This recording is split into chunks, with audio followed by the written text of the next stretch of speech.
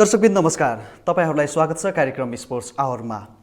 नेपाल सरकार मन्त्री परिषदको निर्णयअनुसार युवा तथा खेलकुद मन्त्रालय अन्तर्गत राष्ट्रिय खेलकुद परिषदको नयाँ सदस्य सचिवमा रमेश कुमार सिलवाल सरको फेरि पनि पुनः नियुक्ति भएको छ। जसरी यो नेपालको खेलकुद विकास ऐन 2077 पश्चात त्यसले जारी गरेका मापदण्डहरू तोकिएको सम्पूर्ण योग्यताहरूको आधारमा मन्त्री परिषदमा सिफारिस गरिएका 3 जना व्यक्तित्वबाट रमेश कुमार सिलवाल दोस्रो पटक राष्ट्रिय खेलकुद परिषद सदस्य सचिवको रूपमा आफ्नो कार्यकाल अब सुरु गर्नुहुनेछ।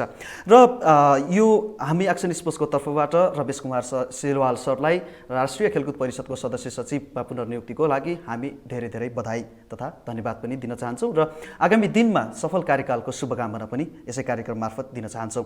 दर्शकवृन्द, युवा तथा खेलकुद मन्त्रालय र यसैगरी राष्ट्रिय खेलकुद परिषदको बीचमा जति बेला सुरु नेपाली खेलकुदको विकासक्रमको यात्रादेखि नै अलिकति केही उतार चढावहरू देखिएको छ। यो सम्बन्ध बीचमा कहिलेकाहीँ तालमेलको अभाव पनि देखिएको हो। यसमा नेपाली खेलकुद जगत हामी चिर परिचित नै छौँ। राष्ट्रिय खेलकुद परिषद र युवा तथा खेलकुद मन्त्रालयको आपसी खिचातानी विगत लामो समयदेखि, र यसका धेरै कारणहरू पनि छन् र त्यो कारणहरू भने अब केही रूपमा अलिकति कम हुने भन्ने एउटा निर्केल गरिएको थियो। जसरी राष्ट्रपतिले प्रमाणीकरण गर्नुभएको नेपालको खेलकुद विकास ऐन 2077 ले जारी गरेका मापदण्ड र उक्त खेलकुद ऐन लागू भइसकेपछिको खेलकुदको अवस्था, यसको संरचना, यसको कार्यकारी निकाय, यसको कार्यकारी बोर्ड कस्तो हुनेछ भन्ने र अबको खेलकुद नै कस्तो हुनेछ भन्ने कुराहरूको एक किसिमको निर्केल हामी लगाइरहेका थियौँ। र कतिपय रूपमा भनिएको छ एक राष्ट्रपतिबाट प्रमाणीकरण भएको नेपालको खेलकुद विकास ऐन 2077 ले अब भने राष्ट्रिय खेलकुद परिषदका सदस्य सचिवको एकाधिकार अन्त्य भएको छ भनिएको छ। र अब यो एउटा बोर्ड समिति जुन छ त्यसलाई अझ ठुलो बनाइने भनिएको छ र प्रादेशिक संरचनामा गइसकेपछि खेलकुदको राष्ट्रिय खेलकुद परिषदका विभिन्न हाँगाहरू पनि अब छुटिने भनिएको छ। तर यो राष्ट्रपतिद्वारा प्रमाणीकरण भएको नेपालको खेलकुद विकास ऐन 2077 जुन नयाँ ऐन रहेको छ यसमा पनि धेरै कमजोरीहरू रहेको टिका टिप्पणीहरू पनि विभिन्न तह र तबकाबाट भइरहेको छ। यसको आलोचना गर्नेहरूको जमात पनि छ भने यसलाई समर्थन गर्नेहरूको जमात पनि हामी देखिरहेका छौँ। नेपाली खेलकुद निकै एकदमै ट्रान्जिसन फेजमा अहिले गुज्रिरहेको छ। हामी भन्न सक्छौँ एउटा पुनर्संरचनात्मक खेलकुद विकासको अवधारणा अब कसरी अगाडि बढ्नेछ भन्ने राष्ट्रिय खेलकुद परिषदको आगामी दिनको कार्य योजनाहरूले नै बताउनेछ। र त्यसपछि खेलकुद विज्ञहरूको भनाइलाई आधार मान्ने हो भने यो खेलकुद ऐनले युवा तथा खेलकुद मन्त्रालयलाई सम्पूर्ण अधिकारहरू सुम्पेको छ र राष्ट्रिय खेलकुद परिषदलाई नाम मात्रको बनाएको छ भन्ने मान्छेहरू पनि हामी प्रष्ट रूपमा देख्न सक्छौँ, प्रशस्तै मात्रामा भेट्न पनि सक्छौँ। के हो त यो राष्ट्रिय खेलकुद परिषद माथिको यो जुन अब पुनर्संरचनात्मक गतिविधि हेरिरहेको राष्ट्रिय खेलकुद विकास ऐन 2077 ले कस्तो किसिमको कुराहरू यसले भनिरहेको छ, यसले भन्न खोजेको तात्पर्य के हो र यो ऐन लागू भइसकेपछिको अबको नयाँ नेतृत्व कस्तो हुनेछ भन्ने कुराहरूमा पनि आम चासोको विषय पनि रहेको छ। भर्खरै मात्र सदस्य सचिवको छनौट भइसकेको छ र अब आगामी दिनमा नेपाली खेलकुदले कस्तो बाटो समात्नेछ या कस्तो उचाइ लिनेछ भन्ने कुराहरूमा मान्छेहरूको बहस पनि सुरु भइसकेको छ। आज हामी स्पोर्ट्स आवरमा एकजना यस्तो अतिथिलाई निम्त्याउँदैछौँ जसले राष्ट्रिय खेलकुद परिषदको पूर्व सदस्य सचिवको रूपमा लामो समय काम पनि गरिसक्नु भएको छ र निकै नेपाली खेलकुदमा योगदान पनि छ उहाँको, र आफै पनि एउटा कराते खेलाडी पनि हुनुहुन्थ्यो। म कुरा गरिरहेको छु पूर्व राष्ट्रिय खेलकुद परिषदका पूर्व सदस्य सचिव युवराज लामा सरको, र उहाँलाई पनि यदि उहाँको भनाइलाई आधार मान्ने हो भने पनि यो खेलकुद ऐनसँग अलिकति केही विमति उहाँले पनि राख्नुहुन्छ। र एउटा खेलकुदमा लामो समयदेखि आबद्ध व्यक्तित्वले यस्तो भन्नुको पछाडिको तात्पर्यहरू के छन् र राष्ट्रिय खेलकुद परिषद र युवा तथा खेलकुद मन्त्रालय बीचको सम्बन्ध कस्तो हुनुपर्छ भन्ने कुराहरूमा पनि अब प्रश्न पनि उठ्ने नै छ आगामी दिनमा। र आज हामी स्पोर्ट्स आवरमा यिनै विषयवस्तुसँग सम्बन्धित रहेर कुराकानीहरू गर्नेछौँ र यो कुराकानीहरूको लागि म युवराज लामा सरलाई स्वागत गर्न चाहन्छु। उहाँ अहिले यतिखेर निजगढ स्थित आफ्नो निवासमा हुनुहुन्छ र हामीसँग प्रत्यक्ष सम्पर्कमा जोडिनु भएको छ। स्पोर्ट्स आवरमा सरलाई सर्वप्रथम म स्वागत गर्न गइरहेको छु। हेलो, धन्यवाद, थ्याङ्क यू भेरी मच। हजुर नमस्कार सर, आरामै हुनुहुन्छ सर? नमस्कार, एकदम ठिक छु। हजुर, अब कस्तो रह्यो सर यो बन्दाबन्दीको अवस्था? यसबाट सुरु गरौँ हामी, किनकि लकडाउनले अब हामी थलिएका छौँ अहिले। यो बन्दाबन्दीको अवस्था बाहिर लकडाउन खोल्दाखेरि कस्तो भन्दाखेरि कोरोनाबाट मुक्त भयो भन्ने टाइपको गएको छ। त्यसले गर्दा अलिकति मानिसहरूमा चाहिँ के हो भने त्यो मास्क लाउनु पर्ने, डिस्टेन्स सोसियल डिस्टेन्स मेन्टेन गर्नुपर्ने कुराहरूलाई चाहिँ अलिक हेलच्याक्दै भएको जस्तो देखिन्छ। त्यसको परिणाम अब कतिवटा ठाउँमा अहिले स्थानीय रूपमा पनि फेरि पुनः लकडाउन गर्ने अवस्था र विभिन्न सिल गर्ने अवस्था छ। अब निजगढको अवस्था अहिले ठिकै छ। निजगढ यो एरियाको चाहिँ हजुर र हाइवेमा चाहिँ अवस्था ठिकै छ। यद्यपि यहाँका मानिसहरूमा पनि त्यो एक किसिमको प्रवृत्ति के हो भन्दाखेरि के हुन्छ र अब केही पनि हुँदैन भन्ने प्रकृति र प्रवृत्ति चाहिँ यहाँ पनि देखा परिरहेको अवस्था छ। हजुर, अब सरकारले लकडाउनको अन्त्यको घोषणा त गरिसकेको छ, तर कोरोना भाइरसको सङ्क्रमणको खतरा भने अझै जीवितै छ। यसबाट हामी सम्पूर्ण दर्शकहरूलाई जति पनि हामीले हेर्दै हुनुहुन्छ उहाँहरू सम्पूर्णलाई सुरक्षित रहन आग्रह पनि गर्दछौँ। अनि सर, अब यो बन्दाबन्दीको अनुभव यस्तो रह्यो जस सम्भवतः हामीले योभन्दा विगतमा यस्तो बन्दाबन्दी र घरभित्रै बस्नुपर्ने परिस्थितिको सामना गर्नु परेको थिएन। अब तपाईँहरू जस्तो व्यक्तित्व जसले खेलकुद क्षेत्रबाट र एउटा खेलाडीको ब्याकग्राउन्ड भएरै धेरै आफ्नो फिटनेस, आफ्नो हरेक कुरामा ध्यान दिइराख्नुपर्ने मान्छे हुनुहुन्छ। हजुरहरू बिजी नै एउटा सेड्युल भएको मान्छे पनि हुनुहुन्छ। कस्तो रह्यो बन्दाबन्दीको अनुभव, कस्तो रह्यो एक्कासी घरमा बसिरहँदाखेरि चाहिँ? होइन, यस्तो छ, अलिकति अप्ठ्यारो त रह्यो। के भने अब हामीले मात्र अथवा व्यक्तिगत मैले मात्र अथवा नेपालले मात्र यो अवस्था भोग्नु परेको भयो भन्दाखेरि अलिकति चिन्ताको विषय हुन्थ्यो। यो त ग्लोबली अब विश्वका 7 अरब मान्छे यो समस्याबाट ग्रसित भइराखेको अवस्थामा निश्चित रूपले बन्दाबन्दीको अवस्थामा धेरै कुरा इन्टरनल अध्ययनहरू गर्ने कुरा भयो, फ्यामिलीलाई अलिकति टाइम दिने कुराहरू बेसी भयो। निश्चित रूपले एक किसिमको उकुस मुकुस अन्यलता सबैलाई रह्यो। त्यसमध्येमा आफूलाई पनि र म र मेरो परिवारलाई पनि त्यो अवस्था रह्यो। समग्रतामा अब हामीहरू मध्यम वर्गमा रहेकोहरूलाई त एउटा छँदैछ। सबैभन्दा समस्या चाहिँ निम्न आय हुने आम नेपाली नागरिकलाई चाहिँ एकदमै ठुलो समस्याको रूपमा यो महामारीले सताइराखेको छ होला। बिजनेस हाउसेसहरू अथवा अलिकति अप्पर के भन्छ नि इकोनोमिक क्लासहरूलाई पनि अलिक समस्या होला। उहाँलाई के समस्या छ, ऋण थप्ने समस्या होला अथवा अलिकति आर्थिक चलखेल गर्नु नपाउने समस्या होला। तर एकदमै ठुलो समस्या चाहिँ डे टु डे काम गर्ने श्रमिकहरूलाई चाहिँ एकदम ठुलो छ। त्यसको प्रभाव यद्यपि अहिलेसम्म पनि परिरहेको अवस्था छ। र अब आगामी दिनमा अब यस्तो राहत कोषहरू जुन सरकारले घोषणा गरेको छ, राहत वितरणको हामीले धेरै पनि देखेका थियौँ र सम्बन्धित अब पीडित व्यक्तिहरूले राहत पाउनुपर्छ भन्ने माग पनि हो र सम्बन्धित निकायसम्म यो ध्यान पनि पुगोस्। सर, अब म विषयवस्तुमा प्रवेश गर्न चाहन्छु। भर्खरै मात्र अब हिजो मात्रै राष्ट्रिय खेलकुद परिषदमा सदस्य सचिवज्यूको रूपमा रमेश कुमार सिलवाल सर फेरि पनि आउनुभएको छ र सायद यो भनेको राष्ट्रिय खेलकुद परिषदको पहिलो अभ्यास जहाँ खुला आवेदन मार्फत राष्ट्रिय खेलकुद परिषदका सदस्य सचिवको नियुक्ति गरिएको छ भनिएको छ। तथापि यद्यपि यो कुराहरूलाई नमान्नेहरूको पनि अलिकति आफ्नै किसिमको आवाज छ, किनकि राजनीतिक प्रभावबाट पनि यो फिर्ता हुन सकेन, राजनीतिक प्रभावबाट पनि मुक्त हुन सकेन यो प्रक्रिया पनि भनेको छ। यसमा हजुरको राय के छ सर? यसो छ, यो अहिले अब सर्वप्रथम त हिजो नियुक्त हुनुभएको सदस्य सचिव र रमेश सिलवालजी र हाम्रो उपाध्यक्ष शिव कोइरालाजीलाई मैले बधाई दिन चाहन्छु उहाँहरूलाई। यद्यपि के हो भन्दा नयाँ ऐन आउँदै गर्दाखेरि नयाँ ऐनको पहिलो कार्यान्वयनको चरणमा अहिले गइराखेको अवस्था छ। ऐन ल्याउने बेलादेखि नै ऐनका बुँदाहरूप्रति विशेष त म राष्ट्रिय खेलकुद परिषदको पूर्व सदस्य सचिव भएको हैसियतले भन्दा पनि म बेसी खेलाडी र प्रशिक्षक भएको हैसियतले खेल जगतमा जुन समस्यालाई यो ऐनले डिल गरेन भन्ने पक्षमा छु। र अनि यो ऐन चाहिँ विशेष त के हो भन्नलाई भने अलिकति धेरै मान्छेलाई इन्कर्पोरेट गर्ने टाइपको, अधिकतम भन्दा अधिकतम मान्छेलाई इन्कर्पोरेट गर्ने टाइपको, र यसमा विशेष त खेलाडी र प्रशिक्षक र खेलकुद म्यानेजमेन्ट गरेका एक्सपर्टहरूलाई खासै सम्बोधन हुने जस्तो देखेन। जहाँसम्म यो अहिले भर्खर सदस्य सचिवको नियुक्ति भएको छ, उपाध्यक्ष नियुक्ति भएको छ, उहाँहरू दुईजनाको ब्याकग्राउन्ड हेर्दाखेरि तपाईँले देख्नुहुन्छ हो, नो डाउट अबाउट के छ, उहाँलाई खेलकुदको विषयमा थाहा नभएको कुरा खेलकुदको विषयमा उहाँलाई थाहा छ।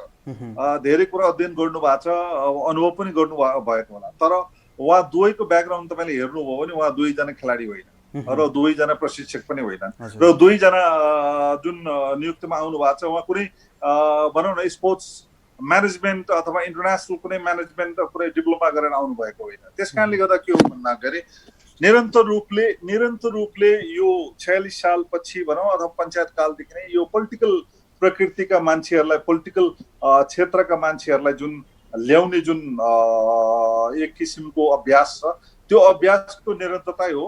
जहाँसम्म यो खुल्ला प्रतिस्पर्धा भनेर भनियो, यसमा पनि के हो भन्नलाई भने अब आम मान्छेलाई नबुझ्ने मान्छेको लागि अथवा यो सिस्टम नबुझ्ने मान्छेको लागि खुल्ला प्रतिस्पर्धा जस्तो देखेको छ। तर कुरा के हो भन्दा अन्तरमा हेर्ने हो भने के देखिन्छ भन्दा मन्त्री जो हो, मन्त्रीज्यूले मन्त्रालयबाट एउटा सिफारिस समिति गठन गर्नुभयो, सिफारिस समितिमा को रहने भयो भन्दा मन्त्रालयको सचिव रहने, त्यसपछि दुईजना पूर्व एकजना पूर्व सदस्य राष्ट्रिय खेलकुद परिषदका सदस्य, एकजना पूर्व निर्देशकैलाई उहाँले छनौट समितिमा भनौँ सिफारिस समितिमा राख्नुभयो भनेपछि त्यहाँ के देखिन्छ भन्दाखेरि एउटै पार्टीका एउटै सम्बन्ध भएको नियोजित रूपमा नै त्यो हजुर कानुन स्वतन्त्र प्रकृति इन्डिपेन्डेन्ट तपाईँको सर्वोच्च अदालतको अथवा लोक सेवा आयोगको अथवा खेलकुद विज्ञ अन्तर्राष्ट्रिय राष्ट्रिय विज्ञहरूलाई राखेर तपाईँको छनौट गर्ने प्रकृतिको रहेन। यो लगभग के हो भन्दाखेरि हिजो मन्त्रीलाई डाइरेक्ट गर्थ्यो, अहिले अलिक सेरेमोनियल टाइपको अलिक पूजापाठ गरेर तपाईँको नियुक्त गर्ने जस्तो देखियो। यो प्रकृति र प्रवृत्ति के हो भन्दाखेरि हिजोको कुरालाई निरन्तरता दिएको जस्तो देखिन्छ। हजुर, भन्नाले अब हामीले भनिए तापनि नयाँ अभ्यास र नयाँ खुल्ला आवेदन मार्फत छनौट गर्ने भनिए तापनि राजनीतिक प्रभावबाट पनि मुक्त हुन सकिँदैन, यो भनाइ चाहिँ सिधै नै लागू हुन्छ यसमा पनि। किनकि विगतमा पनि यस्तै थियो, जुन पार्टीको भनौँ जुन राजनीतिक दलको केन्द्रमा सरकार छ, केन्द्रमा जसको वर्चस्व छ, त्यसै अन्तर्गतको नै राष्ट्रिय खेलकुद परिषदमा मान्छेहरू पनि प्रधानमन्त्रीको अब नजिकै मान्छे वा उहाँको आफ्नै विश्वासपात्र या खेलकुद मन्त्रालयको आफ्नो पार्टीकै सङ्गठनभित्रकै कोही मान्छे, त्यो परिपाटी त फेरिएन नि सर। अझै एउटा किसिमको यो तात्पर्य पनि त हो नि, होइन सर? उहाँहरू दुईजनाले ल्याएको मेरो विरोध होइन। मेरो विरोध चाहिँ कहाँनिर हो, विरोध चाहिँ अथवा मेरो असन्तुष्टि भनौँ अथवा चिन्ता चासो के हो भन्दा नयाँ भने नयाँ र तपाईँले स्वतन्त्र र एकदमै स्वायत्त रूपले तपाईँको ओपन छनौट भनेर जुन प्रकारले उहाँहरूले अथवा ऐनको व्यवस्था गरियो त्यो ऐन स्वतन्त्र पूर्वक ल्याउने प्रकृतिको छैन। त्यो चाहिँ कस्तो भने प्रधानमन्त्री र मन्त्रीले जो गाइडेडै मान्छेहरू, जस्तो अहिले पनि तपाईँको 27 जनामा तपाईँले हेर्नु हो धेरैजना फेरिस्ता हेर्नु भने खेलकुद क्षेत्रमा लामो समय यापन गरेका, राम्रो म्यानेजमेन्ट गरेका, पिएचडी गरेका मान्छेहरू पनि त्यहाँनिर थियो। तर के हो भन्दा उहाँहरू त्यो छनौटमा पर्नु, यो सिफारिसमा पर्नु सक्नु भएन भनेपछि कुरा त सो त बुझ्ने कुरा भयो नि त। यो के हो भन्दा अहिलेको पोलिटिकल सिस्टमले जे गर्नु पर्थ्यो त्यही गर्यो भन्ने मात्र कुरा हो। मात्र के हो भन्दा आम जनतालाई भ्रम नछरियोस्, स्वतन्त्र हो यो एउटा सिफारिस समिति मन्त्रालयले गठन गर्यो, त्यसले छनौट गरेर पठाएको मान्छेलाई हामीले नियुक्त गर्ने हो भनेर भनिदिँदाखेरि अथवा ऐनको त्यो व्यवस्था हो भन्दाखेरि चाहिँ बेसी हुन्छ। नभए के हो भन्दा एकदम स्वायत्त हो, एकदम स्वतन्त्रपूर्वक छनौट गरेर आछ, विज्ञलाई ल्याउने भनेर जुन प्रकारका हावा पिटाइएको छ ती हावामा कुनै पनि दम छैन भन्ने कुरा हो। यो चाहिँ मेरो व्यक्तिगत धारणा किन हो भन्दा स्वतन्त्रपूर्वक खेलकुद खेलाडी र खेलकुदको पक्षका मान्छेहरू, खेलाडीको पक्षको अथवा खेलाडी र प्रशिक्षकहरू अथवा म्यानेजमेन्ट गरेका विज्ञहरू पर्नु पर्थ्यो भन्ने कुरा हो। यद्यपि यी दुईजना उपाध्यक्ष र सदस्य सचिव छ, उहाँलाई निश्चित रूपले खेलकुदको क्षेत्रमा केही समय काम गरेको कारणले ज्ञान त उहाँलाई निश्चित रूपले छ, सुपरफिसियल बाहिरी ज्ञान त निश्चित छ।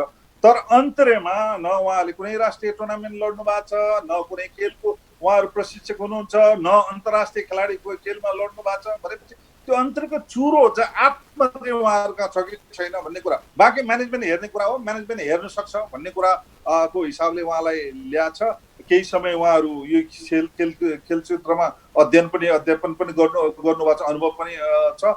त्यो एङ्गलबाट मेरो मात्र के हो भन्दा ऐनको व्यवस्था जे बाहिर पब्लिकमा भनियो त्यो अनुसार छैन भन्नु खोजेको मात्र। हजुरले यस्तो भनिरहँदाखेरि सर अब एउटा मत यस्तो पनि हुनसक्छ, किनकि 13 दक्षिण एसियाली खेलकुदको अब ऐतिहासिक सफलता त्यतिखेर रमेश कुमार सिलवाल सर सदस्य सचिव हुनुहुन्थ्यो, त्यो सफलताले र यतिका समयसम्म राष्ट्रिय खेलकुद परिषदको सदस्य सचिवको रूपमा काम गरिसकेको हुनाले अन्य कामहरू जति पनि बन्द थाती कामहरू छन् त्यसलाई निरन्तरताकै लागि पनि त सायद एउटा स्वाभाविक हुनसक्थ्यो रमेश कुमार सिलवाल सरको आगमन, पुनरागमन भनौँ, यतातिर पनि त सोच्न सकिन्छ सर। होइन, यस्तो छ, मैले अघि नै तपाईँलाई भने म यो रमेश सिलवालजीको होइन, म उहाँ हिजो जुन आउनुभएको थियो अहिले फेरि पुनर्नियुक्ति भयो, मैले मात्र उहाँहरूको विपक्षमा होइन। किनभने एउटा पोलिटिकल सिस्टम अहिलेको जुन सिस्टम छ त्यो सिस्टमले गर्ने यो नै हो, होइन यो नै हो, यो सिस्टमले गर्ने यो नै हो। कुरा के हो भन्नलाई भने जुन प्रकारले ऐनमा स्वतन्त्र रूपले छनौट गर्ने भनेर जुन प्रकारको बाहिर पब्लिकमा गरियो त्यही अनुसारले मान्छेहरूले विभिन्न एक्सपर्टहरूले होइन, मैले अघि पनि पिएचडी गरेका, इन्टरनेसनल म्यानेजमेन्टहरू गरेका, डिप्लोमा गरेका धेरै मान्छेलाई आवेदन दियो। तर उहाँहरू कुनै पनि पोस्टमा के सिफारिसमा हुनु पर्नु भएन कि। कुरा के हो भन्दा क्याबिनेटले उहाँले विश्वास नगर्ने एउटा होला, किनभने क्याबिनेटले के हो भन्दा अहिले वर्तमान स्ट्रक्चरमा पोलिटिकल पार्टी सिस्टममा पार्टीका सदस्य नै ल्याउने अहिलेको सिस्टम हो। यो सिस्टमबाट बाहिर सायदै आउला, किनभने यो सायद आउने प्रपञ्च अहिले म देख्दिनँ। किन यदि कहीँ पनि त्यो प्रपञ्च आएको छैन भने पनि त्यो हुँदैन। जस्तो लोकसेवामा एउटा इन्डिपेन्डेन्ट छ, इन्डिपेन्डेन्ट रूपले लोकसेवामा जाँच दिएर आउनेहरू इन्डिपेन्डेन्ट छ, तर यस्ता प्रकृतिका सिफारिस समिति यो छ, यो परम्परागतै हो, यो परम्परागत शैली हो। यो सिस्टम अहिलेको सिस्टमले दिएको कुरा यो नै हो, यसको अभ्यासै भएको। मेरो कुरा चाहिँ के हो भन्दा रमेश सिलवालजी र अहिले उपाध्यक्ष जुन शिव कोइरालाजीहरू नियुक्तिमा मेरो विमति होइन। विमति कहाँनिर हो भन्दा सिस्टमको कुरा गर्दै जे अनुभव छ उहाँले जे गर्नु भएको छ, जे गराइ उहाँहरूको छ, त्यो गराइबाट नेपाली खेलकुदलाई अगाडि बढाउन सहयोग पुगोस् भन्ने म चाहन्छु। यद्यपि ऐनले सदस्य सचिवलाई के गरेको, अहिले वर्तमान ऐनले सदस्य सचिवलाई के गरेछ भन्दाखेरि 7 जनालाई समातेर दौडी भनेको जस्तो चाहिँ व्यवस्था छ। भनेपछि हजुरले यो जुन खेलकुद विकास ऐन 2077 को यसको रूपरेखामाथि नै अलिकति विमति राख्नु भएको छ र प्रश्न पनि उठाउनु भएको छ, किनभने तपाईँकै भनाइलाई आधार मानियो भने यसले 60% रूपमा खेलकुद मन्त्रालयलाई यसको अधिकारहरू त्यहाँ सिफ्ट भएको छ भने राष्ट्रिय खेलकुद परिषदलाई अलिकति यसले बाइकआउट गर्न खोजेको छ भनेर तपाईँले प्रश्न उठाउनु भएको छ। यसलाई हामी कसरी तपाईँ भन्न सक्नुहुन्छ राष्ट्रिय खेलकुद परिषद र युवा तथा खेलकुद मन्त्रालयको बिचमा अब 60-40 को त्यो प्रतिशत हुनेछ भनेर त्यो अधिकारको? यस्तो भयो, मैले अब अघि मेरो बिगिनिङमा जे कुराको मेरो डिबेट छ, यो अब अहिले त टु लेट, यो ढिलो भइसक्यो। किनभने यो के छलफल हुनु पर्थ्यो भन्नलाई भने उहाँले एउटा ऐनको ड्राफ्ट गर्नुभयो, ड्राफ्ट गरेपछि संसदीय समितिमा मलाई धेरै एक्सपर्टहरूलाई बोलाएको थियो। त्यो छलफलमा हामीले जे सजेस्ट खेलकुद क्षेत्रका धेरैजनाले जे सुझाव दिएको थियो, उहाँहरूले एक अक्षर पनि त्यसलाई राख्नु भएन। जस्तो उहाँहरूको पूर्व मानसिकता अनुसार पूर्व जे ड्राफ्ट उहाँले अहिले ल्याउनु भयो त्यसै ड्राफ्टलाई उहाँले अगाडि बढाउनु भयो। त्यसले गर्दा के हो भन्दा अबको खेलकुदमा हुने के हो भनेर भन्दाखेरि सरासर के हो भन्दा मन्त्रालयमा अधिकार प्रत्यायोजन गर्ने बित्तिकै तपाईँले अघि मैले भने त्यसलाई म रिपिटेडली के भन्न चाहन्छु भन्दा मन्त्रालयमा लोकसेवा पास गरेर आउनुभएका ब्युरोक्रेट्स, राष्ट्र सेवक कर्मचारीहरू हुनुहुन्छ। उहाँहरू खेलकुद क्षेत्रका व्यक्ति होइन। उहाँहरू जस्तो उहाँहरूको ट्रान्सफर भएर त्यहाँ आउने हो, भोलि ट्रान्सफर भएर अन्य क्षेत्रमा अन्य मन्त्रालयमा उहाँहरू जानुहुन्छ, त्यस कारण उहाँहरू खेलकुद विज्ञ होइन। अब 60-40 अथवा कुनै पनि म ठ्याक्कै पर्सेन्टेज भन्न चाहन्न, जुन अधिकार विनियोजन गरेर मन्त्रालयमा पुर्यायो त्यसबाट के हुने भयो भन्दा अब त्यो नेपालको खेलकुद कसले सञ्चालन गर्ने भयो? त्यो हिजो सदस्य सचिवले गर्थ्यो भने अहिले कहाँ पुग्ने भयो भन्दाखेरि त्यसका पावर एक्सर्साइज गर्ने अथवा त्यो नेपाल खेलकुद बढाउने चाहिँ कसले हो भन्दाखेरि लोकसेवा पास गरेर आउनुभएका ब्युरोक्रेट्सहरूले अब खेलकुद चलाउने भयो। वेयरएज हुनु पर्थ्यो के हो भन्दा संसारमा कुनै पनि तपाईँ म्यानेजमेन्ट हेर्नु होला, संसारमा कुनै पनि स्पोर्ट्स म्यानेजमेन्ट हेर्नु पर्यो भने त्यसै क्षेत्रमा या त उहाँले विज्ञता हासिल गरेका या त पढेका अनुभवीहरूले नै म्यानेजमेन्टको अनुभवीहरूले नै संसारको भरिको खेलकुद चलाएको अवस्था छ। तर नेपालको सन्दर्भ के भयो भन्दा अब हामीलाई ब्युरोक्रेट्सहरूले पढाउने भयो के, नेपालको खेलकुद कसले पढाउने भयो भन्दा प्रत्येक कुरा मन्त्रालयमा जानु, नीतिगत कैयौँ कुराहरूलाई अनुमोदन गर्ने सवालमा त्यो ठिक हुन्थ्यो। तर के हो भन्दा अधिकारै उहाँ जाने बित्तिकै अब एउटा रङ्गशाला बनाउने कसले बनाउने भयो, निर्णय गर्ने भयो भने मन्त्रालयका टिमले निर्णय गर्ने भयो होइन। अब त्यस कारण मन्त्री पनि आउने को हो भन्दाखेरि तपाईँलाई थाहा छ नेपालमा कुनै पनि मन्त्रीहरूलाई नियुक्त गर्दाखेरि क्षेत्रगत विज्ञताका आधारमा, पोलिटिकल क्षेत्रगत विज्ञता आधारमा नेपालमा मन्त्रीमण्डल गठन गर्ने, मन्त्रीहरू गठन ल्याउने अथवा मन्त्री नियुक्त गर्ने चलन छैन। किनभने पार्टीमा काम गरेका इमान्दार भनेका अथवा लामो समय पार्टीलाई योगदान दिएका व्यक्तिहरूलाई ल मन्त्री खुवाइदिउँ न भन्ने नै यहाँ बेसी चलन चल्ती छ। यद्यपि आजको पनि क्याबिनेट तपाईँले हेर्नु, जति पनि क्याबिनेट मिनिस्टर हुनुहुन्छ उहाँहरूको ब्याकग्राउन्ड हेर्नु भने एउटा उहाँ विज्ञता एउटा, मन्त्रालय एउटा, विज्ञता एउटा, मन्त्रालय एउटा छ भनेपछि अहिले नेपालको खेलकुदमा पनि मन्त्री को आउँछ भन्दा जहिले पनि ती राजनीतिक दलका नेताहरू आउने हो नि त। त्यसले गर्दा त्यो विज्ञता ती नेतालाई अब ब्युरोक्रेट त्यो नेता मिलाएर अब खेलकुद चलाउने भनेपछि त्यहाँनिर समस्या आउँछ भन्ने। या त छुट्टै एउटा मन्त्रालयले एउटा छुट्टै विज्ञ टोली गठन गर्नु पर्यो, जसले गर्दा उहाँलाई सजेसन दिनको लागि टोली गठन पर्यो।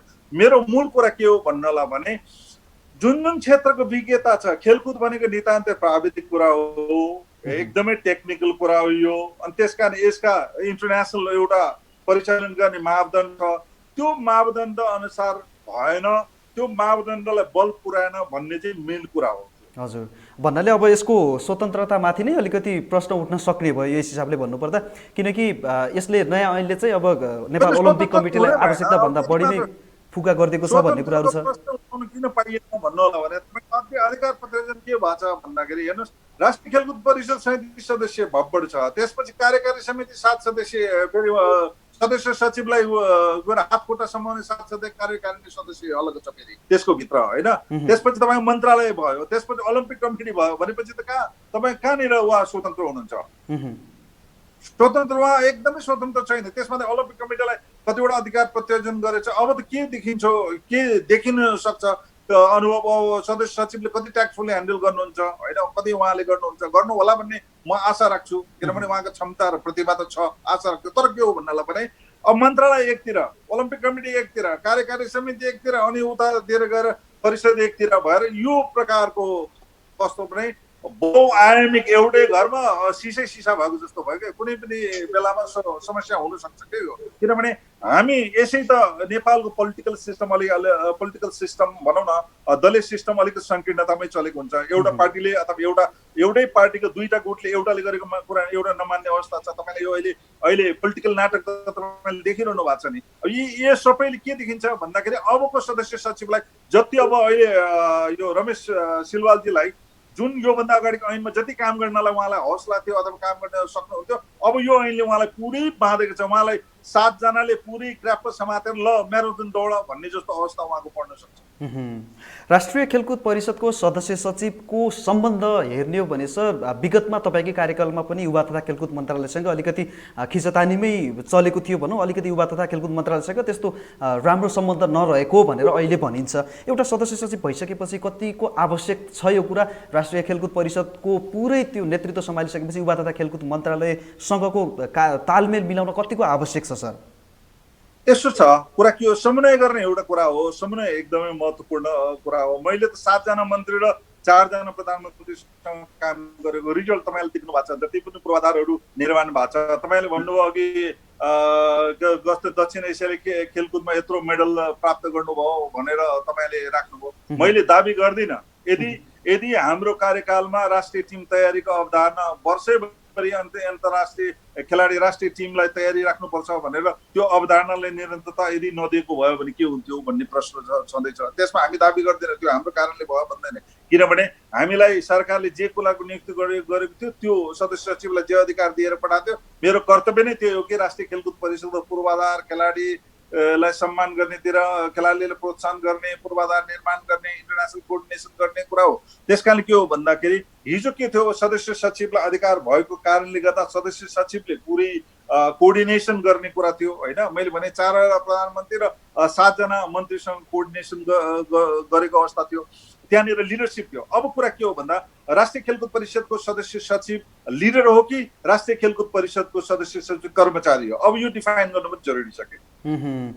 एकदमै सही कुरा सर। यो र भविष्यमा विगतदेखिको हाम्रो अभ्यास पनि यही छ र अनुभवले पनि यही कुराहरू बताउँछ। तर भनिए तापनि खेलकुद विकास ऐनले अब पुरै स्वतन्त्रता प्रदान गर्नेछ भनेको थियो, तर राष्ट्रिय खेलकुद परिषदमाथि झनै यसले अलिकति आफ्नो हस्तक्षेप बढाउने हो कि भन्ने डर त्रास पनि रहेको छ। सर, यहाँनिर हामी अलिकति छोटो विश्राम लिन चाहन्छौँ र हामी फेरि फर्केर तपाईँसँग आउने नै छौँ, है त सर? हस् सर, हस्। दर्शकवृन्द, आज हामीसँग हुनुहुन्छ पूर्व राष्ट्रिय खेलकुद परिषदका पूर्व सदस्य सचिव र यसै गरी खेलकुदकर्मी, चलचित्रकर्मी युवराज लामा सर आज हामीसँग जोडिनु भएको छ। र विशेष गरी यो जुन नयाँ खेलकुद ऐन विकास ऐन भनिएको छ, यसलाई 2077ले धेरै कुराहरूमा स्वतन्त्रता दिएको छ र अब भने राष्ट्रिय खेलकुद परिषदको ढाँचा नै परिवर्तन हुनेछ र प्रादेशिक संरचना अनुसार हामी संहिताको मर्मअनुसार अगाडि बढ्ने छौँ भनेको छ। तर कतिपय कुराहरूमा यो मान्ने छैन र यसका आफ्नै कमी कमजोरीहरू पनि रहेका छन् र सदस्य सचिवको प्रक्रियाद्वारा, नियुक्तिको प्रक्रियाद्वारा नै यसको थालनी पनि भइसकेको छ, यसको उद्घोष भइसकेको छ भन्ने एउटा किसिमको मत पनि छ यहाँ धेरै। र युवराज सरसँग आज हामी यही विषयमा कुरा गर्दैछौँ र हामी केही छिनको व्यापारिक विषयमा जानेछौँ, त्यसपछि फर्केर तपाईँहरूसँग आउने नै छौँ। कतै नजानु, हेर्दै गर्नुहोला एक्सन स्पोर्ट्स टेलिभिजन।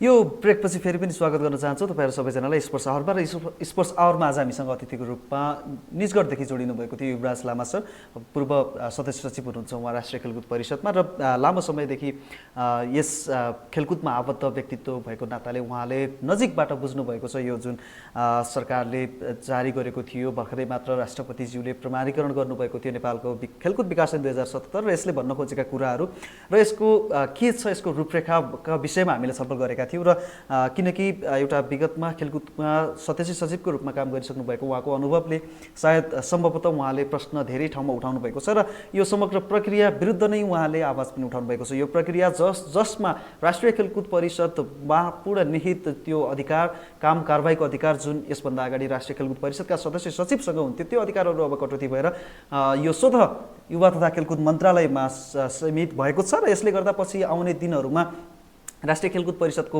हातहरू केही रूपमा बाँधिएको एउटा भन्नुभएको थियो उहाँले र एक किसिमको यो अधिकारको जुन सन्तुलित प्रक्रिया हुन्छ यसमा खेलकुद विकासको लागि अब युवा तथा खेलकुद मन्त्रालयले आफ्नो मातहतमा नै प्रमुख निकायका जिम्मेवारहरू चाहिँ आफूतिरै तानेको छ र यस विषयमा उहाँहरूको विमति पनि रहेको छ। यो कुराहरू भनिराख्नु भएको थियो र हामी ब्रेकमा थियौँ र त्यो ब्रेक पश्चात हाम्रो प्राविधिक गडबडी आएको हुँदा हामीले युवराज सरलाई फेरि कनेक्ट गराउन सकेनौँ र यसको लागि हामी क्षमा प्रार्थी चाहन्छौँ र पक्कै पनि नयाँ राष्ट्रिय खेलकुद परिषदको सदस्य सचिवको रूपमा रमेश कुमार सिलवाल सरको आगमन भइसकेको छ र उहाँको सफलताको लागि, उहाँको सफल कार्यकालको लागि हामी शुभकामना दिन्छौँ र आजको लागि पनि स्पोर्ट्स आवरबाट बिदा माग्नुपर्ने बेला भइसकेको छ र भोलि फेरि हामी अर्को एकजना व्यक्तिको साथमा पुनः उपस्थित हुने नै छौँ। त्यति बेलासम्मको लागि हाम्रो टिमलाई, सम्पूर्ण टिमलाई बिदा दिनुहोस्। हवस् त, नमस्कार।